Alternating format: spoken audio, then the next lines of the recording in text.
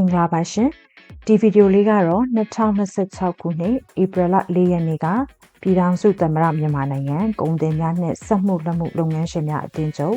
ရန်ကုန် UMFCCI မှာECOကနေအောင်မြင်စွာကျင်းပပြုလုပ်ခဲ့တဲ့ Your Gateway to Germany ပညာရေးပြပွဲနဲ့ဟောပြောပွဲအခမ်းအနားကိုတင်ဆက်ပေးထားတာပဲဖြစ်ပါတယ်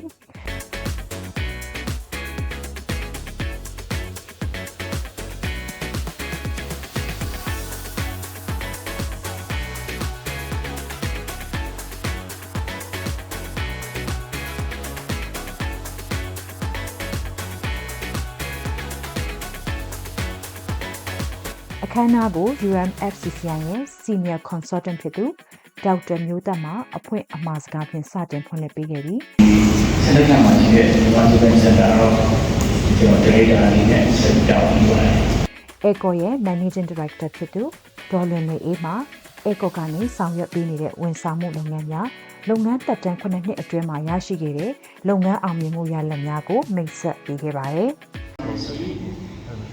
ကျန်းမာရေးစာကိုတင်ယူခြင်းနဲ့ကျောင်းသားကျောင်းသူတွေတင်ထားဆက်လက်ပြီးတော့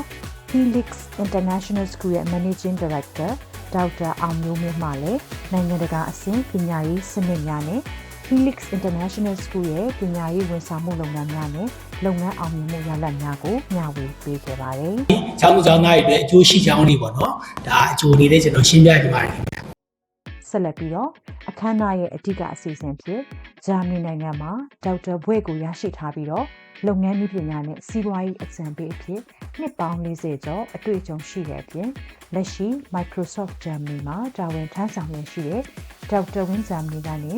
The Latest Opportunities in Germany 2026 ခေါင်းစဉ်ဖြင့်ဟောပြောပေးခဲ့ပါတယ်။ဒီဟောပြောပွဲမှာမြန်မာလူငယ်များအတွက်ဂျာမနီနိုင်ငံရှိအခမဲ့ပညာရေးလမ်းကြောင်းများလစာရအသက်မွေးဝမ်းကြောင်းပညာသင်ယူခွင့်အလောက်ကန်ခွင့်လမ်းများနဲ့အခြေချနေထိုင်ခွင့်များကိုအသေးစိတ်မျှဝေပေးခဲ့ပါတယ်။ဒါကိုသင်နေတယ်ဆိုရင်ကျွန်တော်တို့ပြောသလိုဂျာမနီနိုင်ငံတော်မှာတော့မှ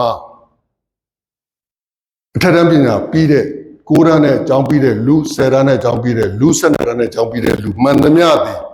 foreign language နှစ်ခုတက်ပြီးသားဖြစ်တယ်။ဒါအပြင်ဟောပြောပွဲကိုတက်ရောက်လာကြတဲ့ကျောင်းသားကျောင်းသူများနဲ့မိဘများရဲ့အမြင်များအတွေ့အကြုံများကိုလည်းအပြန်အလှန်မေးမြန်းဆွေးနွေးခဲ့ကြပါတယ်။ဒီဗီဒီယိုလေးကိုကြည့်ရှုရင်အနာဂတ်မှာဂျာမနီနိုင်ငံမှာတင်နွယ်အိမ်မက်များကိုအကောင့်ထဲပေါ်နိုင်ပြီးအောင်မြင်တဲ့ဘဝများရရှိကြပါစေလို့ECOကနေဆုမွန်ကောင်းတောင်းပေးလိုက်ပါတယ်။ကျေးဇူးတင်ပါတယ်ရှင်။